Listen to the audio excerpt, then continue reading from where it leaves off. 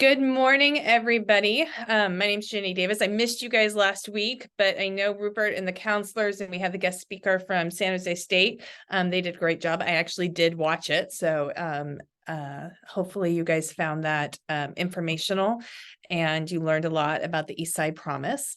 So today I'm excited to have our school social workers here. They are going to talk about the mental health services that we offer on campus. Many of you who are returning parents know Yvonne Gunter. She often co-hosts these morning principal Zoom meetings with me. She wasn't with me all that much last year, but hopefully this year she's going to be a lot more. She is going to be with me next week. We have a cool topic for next week. But I'm also really excited to introduce Amy Cruz. Amy is joining us this year. She is not a new social worker. She's been a long time in the district working at Andrew Hill High School, but she transferred here this year. We are very excited to have her. She's going to be a great addition to our team. She's taking the place of Kayla Marshall, who has presented to all of you before, but Kayla also transferred schools. We had a little shuffling around in district social workers, but that's okay. So I'm actually going to turn this over to Yvonne and Amy, and you guys go ahead. Good morning, everyone. I'm excited to be here.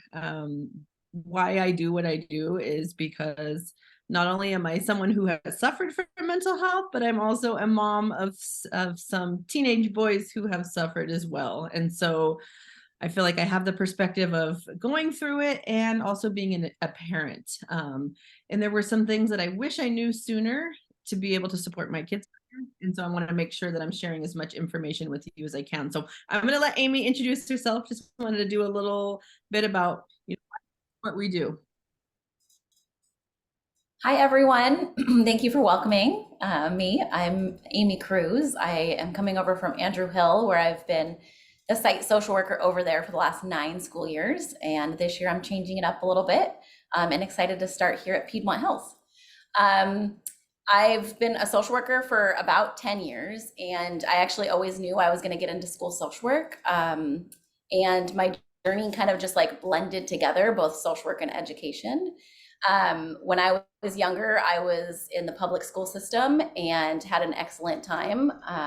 But I had a little sister who had an IEP and had a speech impairment and had dyslexia, and she struggled both socially and academically growing up. And when I was little, I saw how hard that was for her and knew I wanted to work in education and be someone who could help advocate for students who needed extra support. But I grew up in a small town and I didn't really know what that looked like. I just knew I wanted to work at a school and provide some support for students. And then when I finished college, I went to San Jose State and studied child and adolescent development. Didn't exactly know what I was going to do with that, but knew I was going to work with kids. I had an awesome opportunity to do volunteer work with the military, where they sent me to different bases for an entire year, and I got to work with kids of military parents and provide some support for them. And I had an awesome mentor who was a social worker and opened up my lens to how to work with students, both in the school, but also providing some mental health support. So that was awesome because I got to merge the two together. And now I'm in a world that I actually didn't know existed when I was younger. So I'm really happy. This is my dream job. I love working with students and I love working in the schools. Thank you guys for welcoming me. I think that's one of the things I tell the students all the time is, when you're looking and you're thinking about your career, try to find something that doesn't feel like work. And we had to do 2 years of internship as school social workers. And the thing that blew me away was that one day I was going to get paid to do this. I literally sit in room, talk to teenagers, they share their lives with me, and it's such an honor, and they pay me for it. It's like the coolest thing in the whole world. So this is my 8th year here at Piedmont Hills. I'm a little bit of a late bloomer. I didn't go to college till I was in my 30s. And the reason being because when I was in high school, toward the end of my senior year, I started experiencing really, really terrible panic attacks. And at that point, I didn't know what it was. I didn't have a school social worker or counselor to kind of guide me through that process. And so Being a student who just excelled in school, I played sports. I'm coming to the tail end of my senior year of high school, and I'm just debilitated by anxiety. I stopped going to school.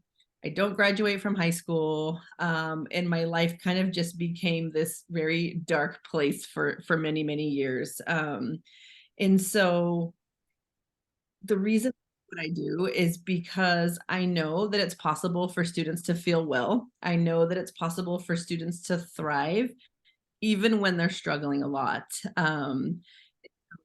Sometimes when our kids are like in a really dark place, it's good to be able to tell them that, you know what, I was there, I through it, I got support, I got well, and I'm working and thriving. And it's just a really cool position to be in. I never take for granted the fact that our students trust us. It is a really big deal to have a teenager want to talk to you. And one of the things I want to reassure parents is I have 3 sons. I have a 20-year-old, a 16-year-old, and a 15-year-old. I am not always the person that they want to talk to about their problems. I wish I was. I tell them, but I'm a social worker. I do this for a living. I'm not the person they want to talk to. And so one of the things that I really had to learn as a parent is I have to give them the freedom to reach out to other people because I might not be that person for them. So if your kids are not talking to you, try your best not to take it personally. It happens to me too. I say I have 1,000 kids here that want to talk to me and 3 at home that don't. It's not personal. It's just part of their development. And so just remember that when and if you're struggling, that you might not be that person, but you can also support them. And we're give you some strategies of how to do that. Just want to talk a little bit about mental health in general. And one of my roles here is to really try to eliminate stigmas about mental health. Back when I was young, we didn't talk about it. We didn't know what it was. And one of the things that I think our district is doing a really good job about is making it normal to have a bad day, making it like it's normal if you're not doing well. I'm going to talk a little bit later about our wellness centers and what that looks like, but I kind of wanted to give you some background about what we see here on campus. I've heard some arguments about, I don't think mental health support should be in the school. I've actually heard people say that, but the fact of the matter is that 25% of teenagers are suffering from some sort of mental health disorder. And that may have increased post-COVID. I haven't read the most recent, statistics, but it is something that a majority of our students are experiencing. And so Jenny, what's our student population right now? You mean the total enrollment? Total enrollment. We're about 1950, so just under 2,000. So I was going through my notes last night and then kind of pulling up some data that I had. And between the other social worker that was here last year and myself, we touched base with 475 students. That's like almost right on par with 25% of students struggling. And so it just goes to show, like, we can't ignore that. We can't ignore that that's something that's going on with our students. And we need to work together in school to figure out the best way to support them. You're struggling from mental health issues, school is not the priority. You don't feel well. It's hard to get motivated. And so, I might be somebody that reaches out to you to collaborate. I always say I'm the expert in teen mental health, but you're the expert, So I'm always going to want to work with parents to make sure that we're getting our kids the support that they can get. I'm going to so I have this presentation. I don't want to go through all of it. I'm going to kind of skip around. So I hope that's okay. Let me.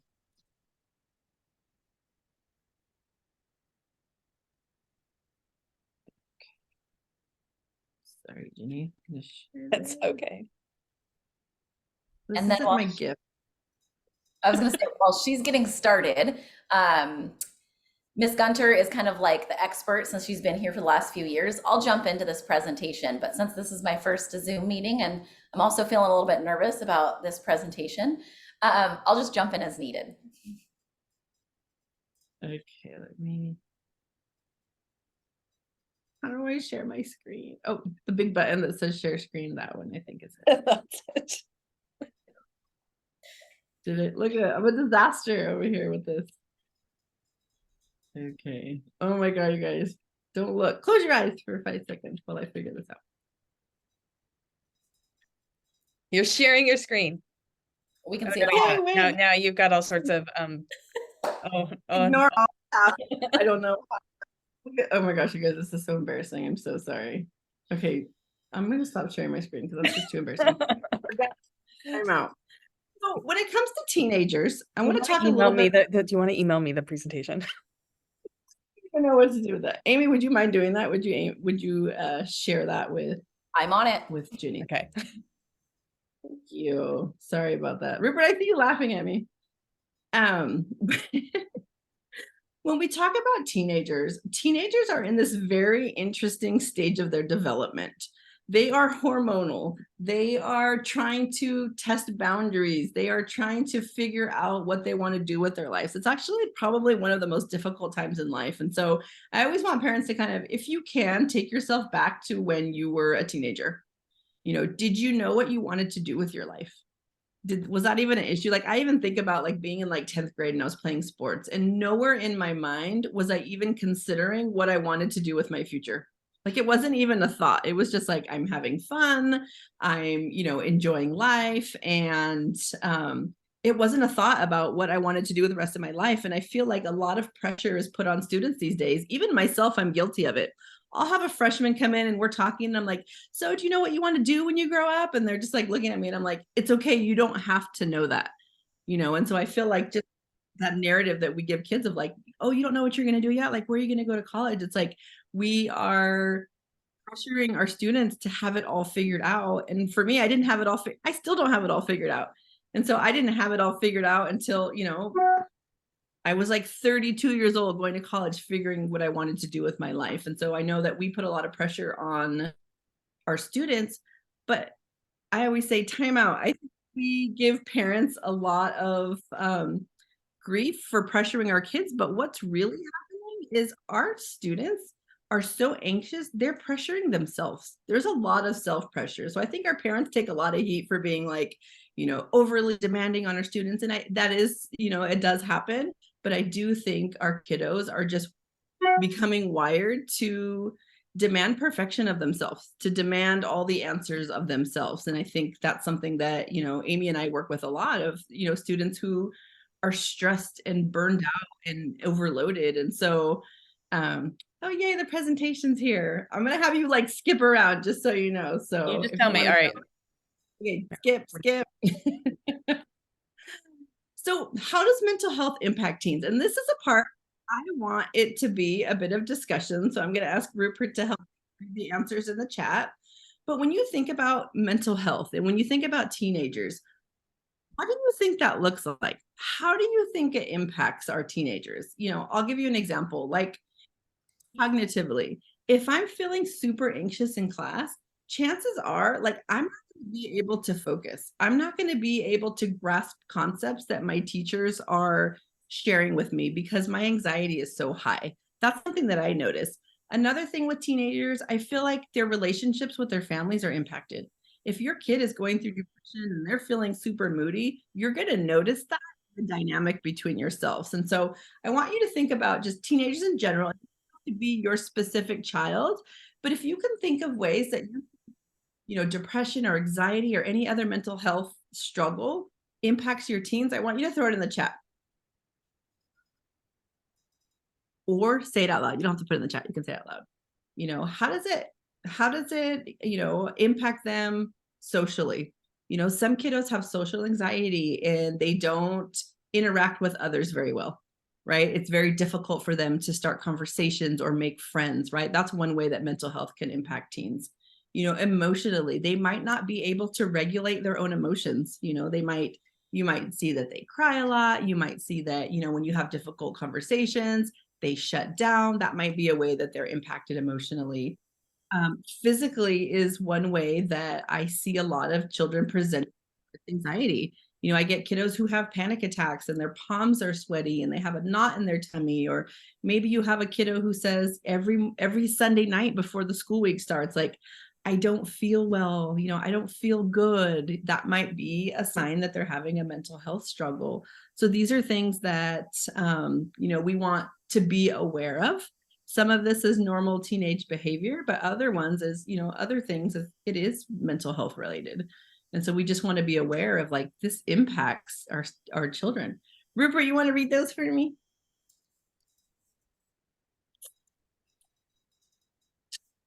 Where's Rupert? I can read them. I see someone said mine doesn't clean her room or likes to sleep, which I think we definitely see with a lot of teenagers is definitely like either the increase in sleeping or even the decrease in sleeping.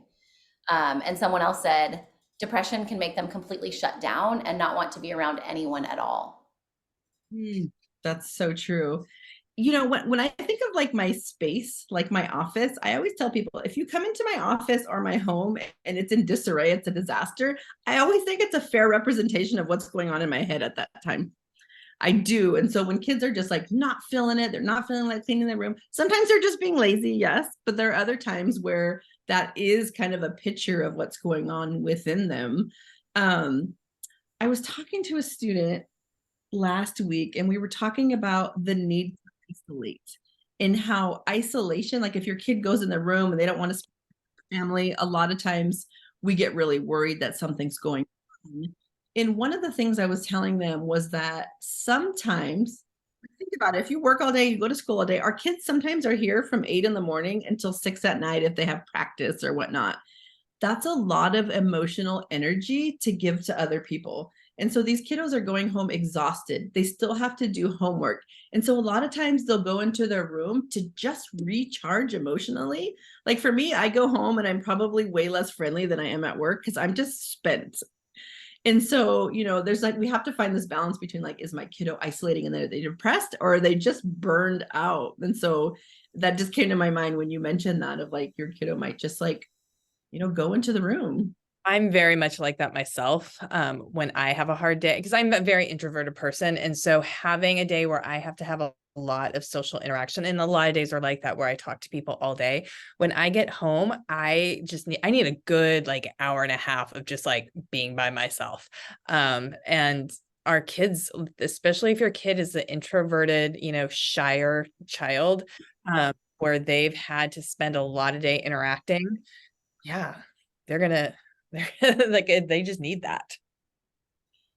I'm glad we're talking about it because I think sometimes my kid goes into his room and I'm like, what's going on? Are you okay? Do you hate us? Like, why don't you want to spend time with the family? And I'm like, oh, he probably feels like I do. Like, I'm like you, Jenny, I go home and I spend an hour in my room and I don't want to talk to anybody. I just need that time to like get it together. And so, you know, that's a good reminder for me to give my children permission to do the same so that they can reset. And it's a long day and I don't have to go home and do homework. Was there any other in the chat? Yeah, there was one more. It says, mine has physical pain and has a hard time making friends. He has social anxiety. And I think we do see that here on campus also with our anxious students is that that turns into physical feelings, right? The stomach aches, the physical pain of it's a lot. And sometimes it's really hard to differentiate. Like, is my, you know, one of my kiddos right now, I feel like he's sick every morning before school. And then by the afternoon, he feels good. And so I'm like, is he feeling anxious about school? He always mentions he's like, his stomach hurts or he has a headache. And that is something that I see with students who are feeling anxious about school. Like, it's like, it would be weird if, you know, my kid is like super healthy on Saturdays and then Sunday night, you know, and then it goes away on Friday, there's probably something there. So just if you're hearing that thing from your, you know, if you're hearing from your students that they're feeling all those physical ailments and you're noticing a pattern of it being related to school time, I mean, that might be a good indication that they're, you know, having some sort of anxiety. You can click to the next slide, but I think it's going to be like a few clicks. You can click. I'm not going to give you the brain development lecture. It's okay. Okay, here we go. So some things that you might hear your kiddos say, especially with depression is, you know, I can't stop crying. I feel so stressed out. I can't take it. You know, you don't understand me. Life isn't worthwhile. Like just all these things. And so one of the things I really wanted to focus on today is how do we respond to these statements? You know, I know for me at the end of the day, when my energy is low, my tolerance is like less, right? So I might not be the most open listening mother after 5 o'clock in the afternoon. And so this might be something that you hear your kiddo say, like, have you heard any of these things? Like, I can't stop crying. And just one of the things that I want to caution people, and this is something that I'm guilty of myself, is when my kiddo tells me that they're stressed or tells me that they're feeling anxious or tells me that they're feeling down, my instinct is to fix. My instinct is to ask them, what is going on? Why is this happening? Why do you feel this way? And sometimes when it comes to mental health issues, there's no reason that it's happening. Sometimes it's hereditary. Sometimes there's some situations going on. But I think a lot of times what I hear is that we ask our kids, like, what's going on? Why are you feeling this way? And when they don't have the answer for that, because they don't know themselves, it actually creates more anxiety. And so when you hear your kiddos, kind of, if they start to talk to you and they start to open up, one of the things that I say this every year is one of the strategies I use with my kiddos at home is, and Ginny knows this one, I ask them, do you want me to listen? Do you want me to give advice? Or do you want me to be mad at somebody with you? Usually it's just listen. Sometimes it's like, I want you to be mad at my teacher with me. And I'm like, okay, I'm here for it. And it gives them the opportunity to continue to talk to me, because if I just go straight into advice mode, my kiddo's not even listening anymore. So that's a strategy that I always use, because I want to know more. Like, how do I help my kiddo if I don't have all the information? And how and when am I guilty of shutting down that dialogue? And I do it a lot. Like, why, what's going on? Is it because you're on your phone too much? Is it because you're playing too many video games? I'm ready to like fix and so just, I want to encourage just to really hear them out, because one thing I know is that if your kiddo is starting to talk to you, that's a gift. We don't want to ruin that. We don't want to shut that down, because it doesnm always happen. You can go to the next slide, Jenny. Well, I just want to say I've heard Yvonne give this advice now for 6 years. It's excellent advice. And I use it with my kids. I use it with my husband. I use it with colleagues. I use it all of the time. And what do you want from me right now? Like, do you want me to tell you what to do? Or do you want me just to listen and be mad with you or be sad with you? And it's great. And I just want to add too, it's also really nice because sometimes we don't even know what we want when we bring it up to others, right? And so sometimes that self-reflection of, oh, you're right, I brought it up thinking I wanted advice, but I actually just want to vent this, is actually really nice for them as well, to be able to recognize that. That's a great point, because a lot of times I don't. Usually I'll tell my husband that, he'll tell me, do you want me to do this or this? And I'm like, stop social working me, but I just want you to listen. So one of the things is, we all have struggled, right? Whether it's mental health issue or just a bad day, I want to really reflect on our own feelings as parents, right? Because the way we handle stress, the way we handle crisis, we model that to our children, right? My kids see that I go into my room and kind of retreat when I'm feeling overwhelmed. And I've noticed that my kiddos do the same thing. And so, this slide here is just a reflection on yourself. Are these things that you've ever felt? Is it something that, you can be open with your children about? This is about, just feeling down, feeling frustrated, feeling like nothing will ever get better. And think about when you've had hard times, how did you get through that? What were your strategies? How did you get through that? How did you demonstrate to your children that you were having a hard time? And what are they noticing when they see you? If I go home and I'm stressed and I pick up a pint of ice cream on the way home, and that's just how I'm handling my stress, my children are watching that. And I think I have a lot of unhealthy coping strategies that they probably picked up over the years. And so this was just a reflection slide of think about yourself and how you're handling your life, how you're handling your stress, and how you're modeling that for your kiddos. You can go to the next slide, Jenny. You can go through these. I'm not going to do the whole, because we're going to do some separate presentations specifically on depression, specifically on anxiety. But just in a nutshell, it says 10 to 15% of teenagers have symptoms of depression. I personally think that's more. I think this might be a little bit outdated, just based on what I'm seeing from the kids on campus.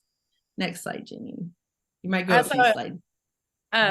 Parents, I know we're going through these slides really fast, but I'm going to, I'll share the slides with you guys when I send out the video so that you can read through it. Yeah. So it just talks about when I should be concerned. And so if you look at the slides after Jenny sends them out, You know, there's so many different symptoms, and those can be just normal teenage behavior. Those can be actual signs of depression. But one of the biggest things as a parent that I want you to look out for always is you're looking for changes in behavior. You know, if your kiddo used to sit at the dinner table every night and, you know, engage with the family, and then you're noticing that they go directly into their room and you don't see them for the rest of the night, that's a big change in behavior. If they used to come and eat and they'd eat a lot and now they're not eating at all, that's a big change in behavior I want to know. If you're usually seeing your child with like kind of like an upbeat personality and now they're like super irritable and snappy, that's a change in behavior. And so those are things that I'm always looking out for, of just that big shift. And that's something that you would notice. I wouldn't notice here at school because I don't know how they are at home. I want to, really there's hold on, Yvonne, there's a comment, there's been a couple comments in the chat about social anxiety, and so this last one was, I also want to know how to handle social anxiety, make children join social activities, for example, different clubs. I have a son who has pretty severe social anxiety, and he just started high school also, so he is a freshman in high school now. The great thing about high school as opposed to middle schools or elementary schools, which can seem intimidating, but there's a benefit to this, is that we're a lot bigger. And there is probably another student on this campus that is just like your kid, and they've got a lot in common, and they just kind of have to find each other, which does, you know, in these first like months of high school, that's when they're figuring out. We have the mini club day. I'm looking at my calendar that's on the wall. It is a week from Friday, so it's next Friday. That is when all of the clubs, they'll go out in Sophomore Hill. We'll have an extended lunch where kids have more time and they can go around and see all the different clubs that we have to offer. And that's a great thing. So, you know, make sure your son knows, like, hey, next Friday on September 8th, that's the mini club day. Make sure you go to that at lunch. And then that night, talk to them about it. Hey, what was interesting? Like, did you see, like, you know, there's a chess club, there's an anime club, there's like clubs for, you know, all different languages, there's service clubs, there's so many different clubs that they can find something that appeals to them. And so I also want to like caution parents, you know, I'm somebody growing up, I was very shy, but I did have a lot of friends. I didn't have like, you know, and I had like a solid friend group, and my daughter had that too. My son does not. And so you have to kind of gauge, do they seem unhappy about that? Or are they okay with that? Because I think a lot of times as parents, we have expectations of like, this is the way they should be, but really check in, is your kid okay with that? Because my son's pretty satisfied with himself and pretty satisfied with his life. And so I try not to worry about that much. Like if he's unhappy, then there's something that like, let's address that. But if he's okay, like don't fix something that's not necessarily broken. I don't, Yvonne, if you have something to add on to that. No, I'm really glad you brought that up, because I grew up with a lot of friends. And so my thought, oh my gosh, my kids should have a lot of friends. Otherwise, they're going to be sad. And the fact of the matter is we have some kiddos who are perfectly content on their own.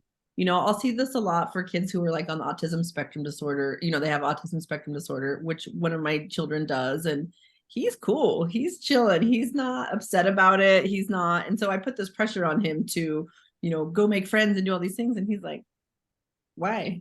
He's like, he tells me, he's like, that sounds like a you problem. And I'm like, no, actually, you're right. It does. And so, you know, and even things like clubs, if we're talking about like severe social anxiety, think about what we're asking our kids. We're asking them to go look for something that they're interested in. We're asking them to go up to a table at the fair and talk to somebody that they've never talked to. And then we're asking them to show up at a meeting with a bunch of people they've never met before. That's a big ask. And I think it's really good, because when I think with anxiety and social anxiety, the more we push ourselves towards the anxiety, the easier it's going to get over time. But just acknowledging that, you know, if they go and they just walk around the fair and you talk to them about it, don't put too much pressure on them, but, you know, give them praise for doing that, because that might be a big ask for a lot of our kiddos. You can. Next slide, please. keep going. We're going to talk about depression and suicide. We're going to have another presentation, but I definitely want you to check this out. You don't have to play the video. So this is a big one. We have a lot of families with multiple children, and all of our children are different. My first one was super easy. I've never had to check his homework.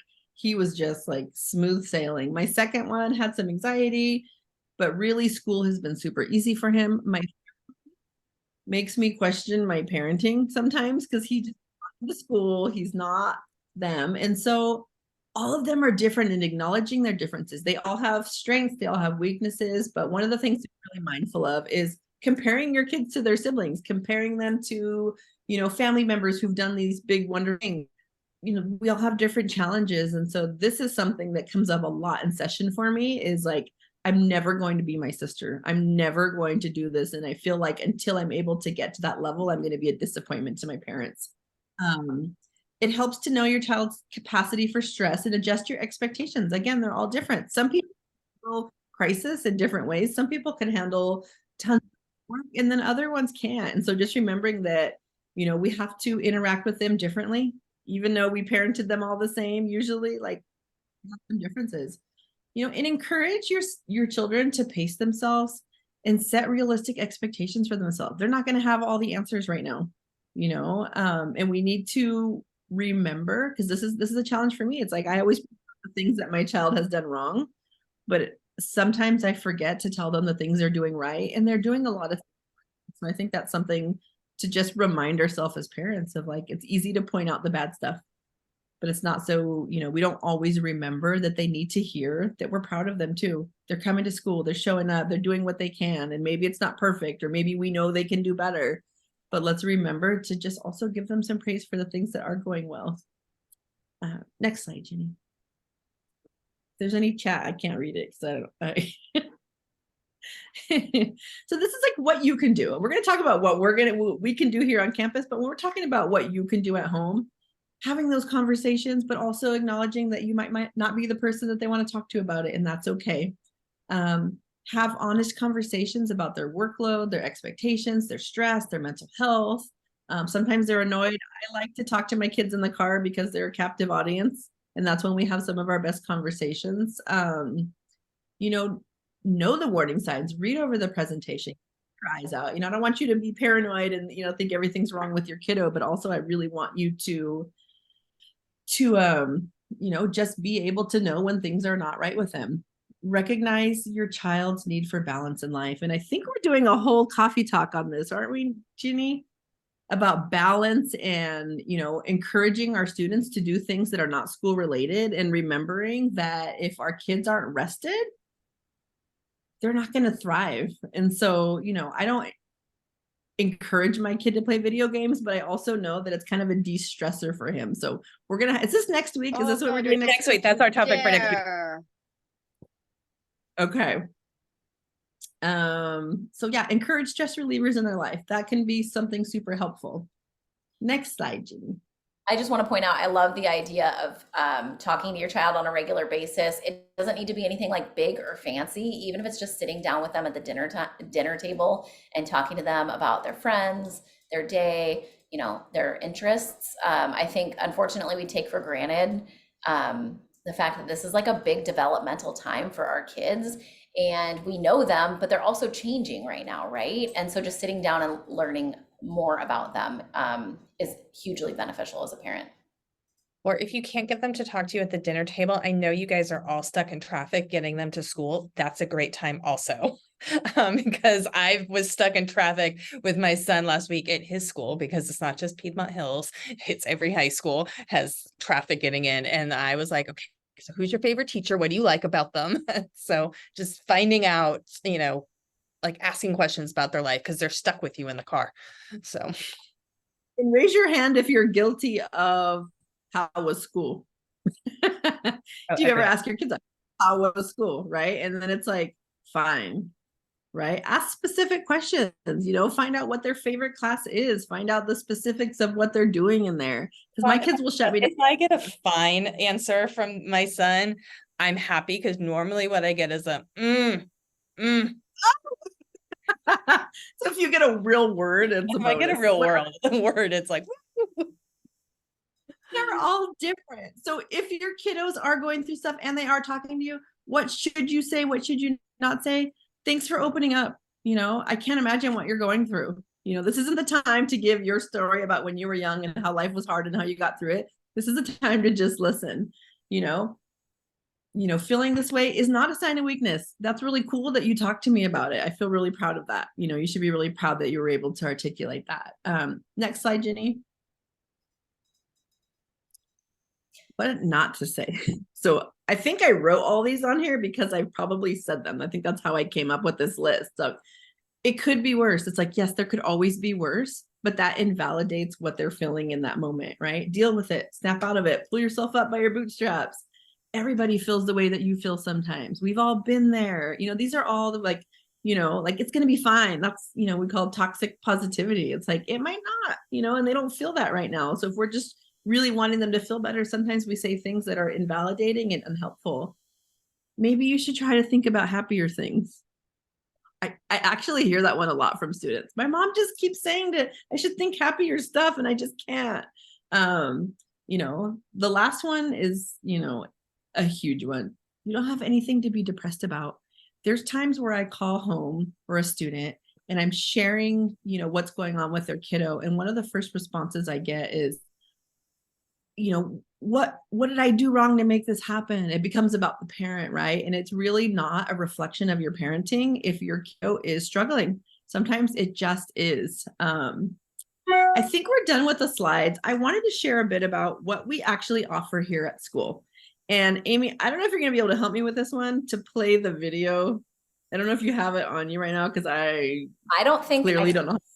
Screen share. And actually, you did not share the video with me. You just showed me it on your computer. Sorry.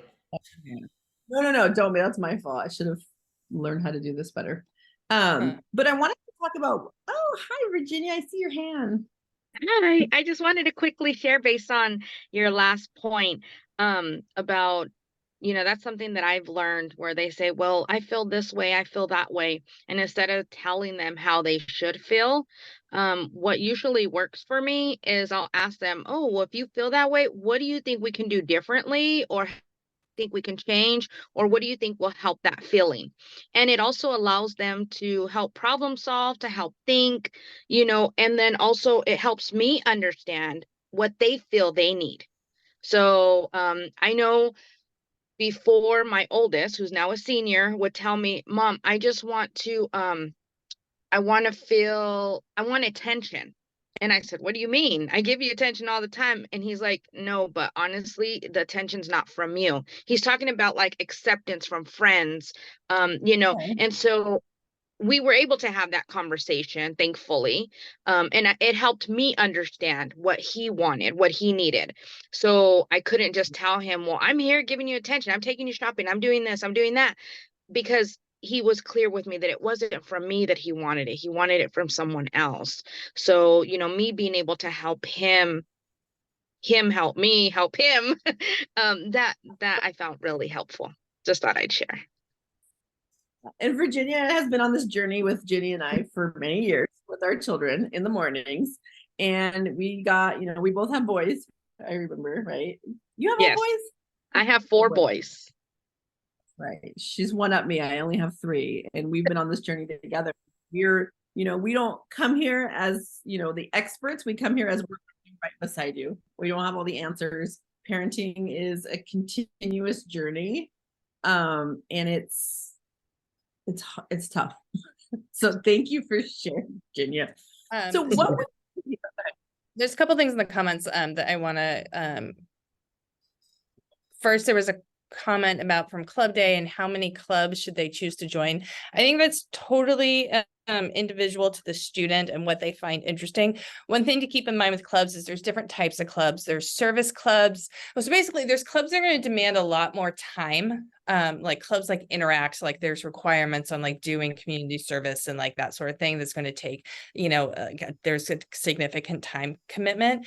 And then there's other clubs where they just hang out at lunch and they like, play chess or do video games or stuff like that. So they're a lot more social and just fun. And there's no like other big commitment. So I think like weighing, like if they are interested in doing like a service club where there is more commitment, maybe picking one of those and not a lot of those, because that's a lot of time. And then having just some fun ones that are just, just fun. There's also a very long comment in the chat about school safety, which I want to go ahead and address. I am sending an email out to parents this afternoon that you can expect about the incident that happened at our football game this past Friday. I think that one thing to keep in mind, where you talk about, well, 5-10 years ago, these things didn't happen at Piedmont. That's simply not true. There's always been fights on high school campuses. I was a teacher at Piedmont Hills 10, 12 years ago. A fight broke out in my classroom. And I had very strong classroom management. So, but like fights happen. Teenagers have very high emotions and they don't always handle their emotions very well. As people that run high schools, like we know how to handle that. There are always safety concerns, and we take those very, very seriously. In my email that I'm going to be sending out to parents, like we are going to be making a lot of changes, for our events and how we handle them. And so you can expect that. We have a lot of people that are on our campus safety team that do a very, very good job. They are very good at what they do. So I don't want you to, as a parent, I totally understand the worry. I am a parent of a high school child. My son said, made a comment to me like last week, like, hey mom, what's weird about high school bathrooms? And I was like, oh God, what are you seeing in the high school bathroom? And he was talking about like there was only one soap dispenser for 5 sinks. And I'm like, oh yeah, that's weird. But I'm like, oh, just you wait, because I know he is going to see things on his high school campus that I would rather him not see. I know that's going to happen. And I'm not dismissing that. We work very hard to keep this campus very, very safe. The question about campus police, I hate the expression of that's above my pay grade, but that's not a decision I get to make. That is purely a school board decision. And so the school board is going to have to decide on what they want to do with that. Yeah, as a parent, I have 2 kiddos here that go here. I was at the game on Friday. I understand the fear. I was in the same boat. My kiddos have been here all week. And I think for me, it's because I'm connected to the safety team. I'm connected to the administration. We're having serious discussions about changes that need to be made. I feel confident about the actions taken after the game enough that I'm here at work and my kids are here. And I think I'm a pretty good gauge because I'm a pretty anxious mom. And so I am feeling confident about that. And I appreciate the transparency of like what's happening behind the scenes for Jenny and her emails. And if I did not feel that way, I would be the first person to take my kids home. That's just how I am.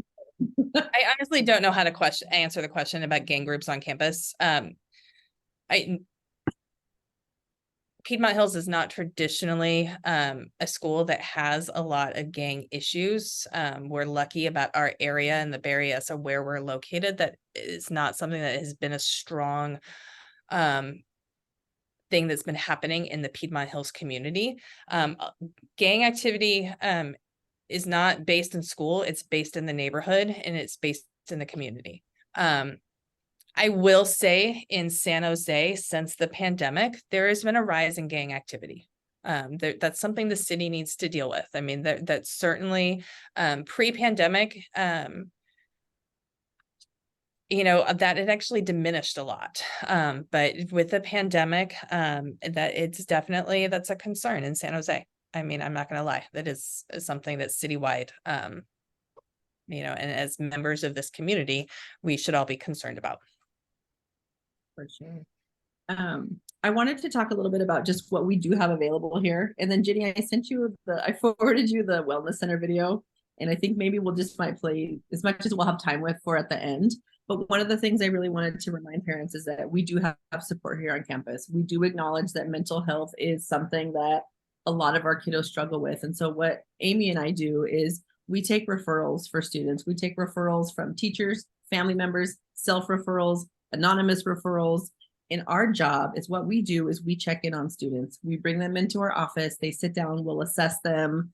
We'll determine what level of need or what level of care they're going to need for mental health issues. We will reach out to families. We will have you involved in that process.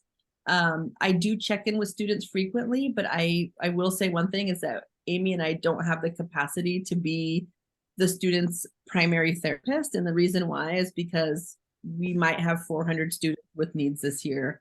The other thing is it's really unethical for me to be somebody's therapist when I have like 12 or 14 weeks of vacation every year. And so kids should not have a therapist that is not available all the time. And so that's why we are always connecting to outside services. If you do have a student who's struggling and needs support, I will always recommend first a checkup with their general doctor to make sure there's no health concerns that are, impacting their, behavior or emotions or whatever is going on. But that's something that Amy and I are really good at guiding parents on. We're going to help you find the resources that you need. And then we're also available here at school for kids to check in on. We want, to check on your kiddos. We want to make sure they're doing well. We want to make sure they have safe adults on campus so that they know where to go if things are happening. We do those one-on-one meetings. Just this week I did kind of a restorative circle with our cheerleaders because I knew that on Friday when they were at the football game, they had a tough time. And so I see my role as anything that gets in the way of our students being happy, healthy, and successful is my job. And I'm going to do that. And I think because you're so connected to your kiddos, we do family work as well. Like we want to make sure we're bringing you in because you're the biggest support that your kiddos have. And so that's what we do. I'm going to show a video in a few minutes here of how you can send a referral for your student. It can be anonymous. If you want yourself to remain anonymous, I would never tell your student that you sent that referral. They probably figure it out because they're pretty smart. But it's definitely not going to be something, where I have to tell them. So if you're worried about them and you want to be the first person to check in on them, and then I can give you some guidance on what I think the next steps for your kiddos should be. The other thing I wanted to mention, and you might hear this from your students, is that we have a wellness center.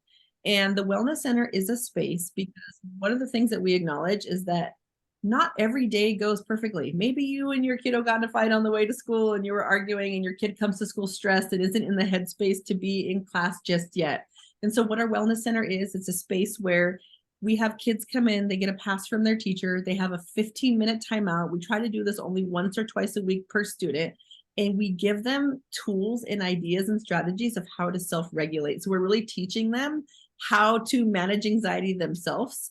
And so that's what our wellness space is. So I think I'm going to end there because I know we're running out of time and did you find the video, Jenny? Yeah, I got it. I'm going to let Jenny play the video. And so what this is how to refer your student, how to get in touch with us. We'll share information in the chat as well. If you ever just want to consult with us and, you have any specific questions about your kiddo and their mental health. What's up, Amy everyone? Hold on, there's an ad. Hold on.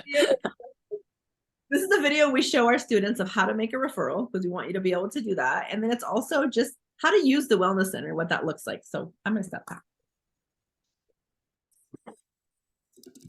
Hold on, here we go. Pirates, I'm going to walk you through how to make a referral for mental health and wellness services. So if you're starting on the Piedmont Hills homepage, we're going to walk ourselves over to the student tab right here. You'll find a bunch of links about different resources. We're going to click on the mental health and wellness link right here. Now this page has a lot of information about the mental health and wellness services. On the side here, this is our contact information, how to best get a hold of us. Email is probably the best and quickest way. Over here, we're going to click on the care team referral link. And this should pop you up on a new tab. We want you to drop down, select Piedmont Hills High School to make sure that it's going to the right people. If you're worried about someone at a different school, you can select that school. It should give you this page where you can fill out all the information as much as possible. We want their name, we want how to find them. Any information that you have is helpful, but not all of it is necessary. If you don't have it, that's okay. And we want to know who's submitting the referral in case we have just an additional question. And we're going to scroll down. You have a couple drop-down tabs. Depending on what's happening, whatever relates to the situation, feel free to select those. I don't think there's a limit. Feel free to select as much as are applicable. One thing I want to note is that anything relating to suicidal ideation, anything relating to homicidal ideation, if we're worried about someone, hurting someone else or hurting themselves, we need to know immediately. It's great to submit a referral, but we also need staff members alerted as soon as possible. We want to make sure that everyone is safe and has a happy school year. So feel free to add any additional comments, any strengths, and then when you're done, submit the form at the bottom and you are all set. Welcome, Pirates, to the Piedmont Hills High School Calming Space. Once you get a pass from a teacher, you can make your way in. We'll have you stop at the front desk, hand your pass to the Calming Space staff, and sign in using our QR code. Feel free to check out an activity in the front that'll best help you relax and recenter yourself for the next 10 to 15 minutes. In this space, everyone works individually to focus on their own wellness. We ask that phones not be used in the calming space, except for calming music or meditation apps. Please keep it in your pocket or in your backpack. This will help you make the most of your time here. Once you find your space, take your 10 to 15 minutes to focus on your own wellness. As your time is up, please return anything you use to the proper home. We'll have the calming space staff sign your pass with your expected return time, and we'll have you sign out using the QR code. Please reach out to your school social workers, Ms. Gunter and Ms. Marshall, if you have any questions. We're looking forward to seeing you on campus. How do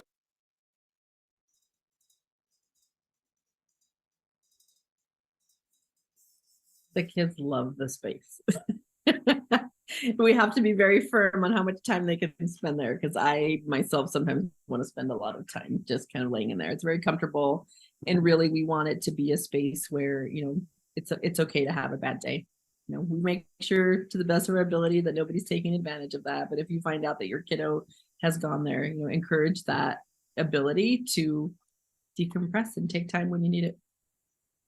I think that's what I got. Unless anybody has anything else to add, always feel free to consult with us. Am I on mute? No, I'm sorry. I'm like dying because it took me so long to figure out how to stop that YouTube video. And this guy's like talking about drowning in your car. And I'm like, I had muted my sound, but I was like, oh my God, I'm gonna just stop. Sorry, guys. Wow. That was like a super stressful 30 seconds for me. Now I know how Yvonne felt trying to get it all to start. Oh my gosh, I can't. I will add that my correct contact information is now on the school website. I verified that yesterday, as it isn't Kayla Marshall's anymore, although the video was made last year. So Kayla's in the video. Okay. I wrote myself a note when I was looking at that video. I was like, oh, I need to update that page on the website. So I wrote my right here. I will get that done today. I was like, oh, that needs to be updated. And just a couple of things. Thank you for the FYI about the school calendar. I will double check the holidays on the school calendar. The question about phone and saying that it keeps them less stressed.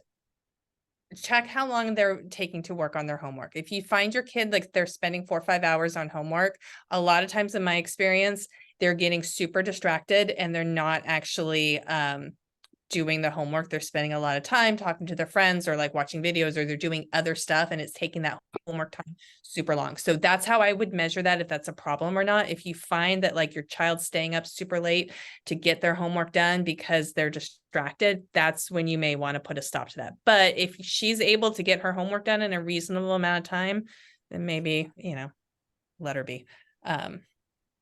Okay. Thank you guys. Our time is actually up. God, we had a lot, to say about this.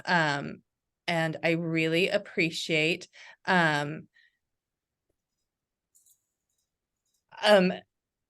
we have an attendance clerk starting very soon. And so our attendance woes, this has been like, we've had a hard time with attendance the past couple of years, and it should get better pretty soon. So thank you. And then thank you, Rupert, for putting in your phone number to reach out.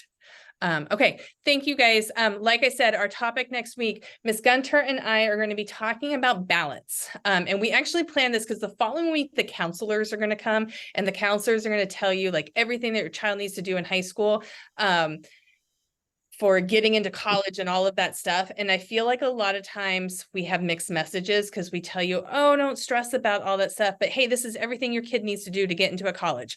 And how, so we're going to be talking about how do you balance those messages and how do you balance like high school and what your kid needs to do, because this is obviously a very important time because this is setting them up for their next stage in life.